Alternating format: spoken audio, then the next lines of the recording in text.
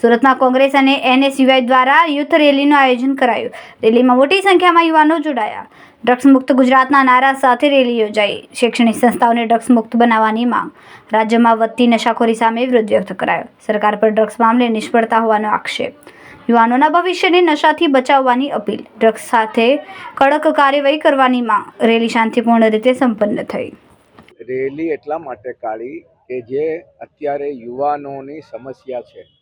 આખા ગુજરાતમાં યુવાધન જે ડ્રગ લઈ રહ્યું છે, ડ્રગના જે એડિક્ટ બન્યા છે, એના મા બાપ પરેશાન છે, ફેમિલી પરેશાન છે, એ લોકોની કેરિયર છે, એ લોકોએ આગળ જવાનું છે, ભણવાનું છે, ત્યારે આ દરેક જગ્યાએ ખાસ કરીને શૈક્ષણિક સંકુલોની આજુબાજુ અને મોટા સેન્ટરોમાં અને કેટલા ખુલ્લા જગ્યાઓમાં લોકો ડ્રગ લે છે, ડ્રગ પકડાય છે, પણ હજુ સુધી એનો નાશ થયો નથી। કોણ મોકલાવે છે, કોણ આ કરી રહ્યું છે?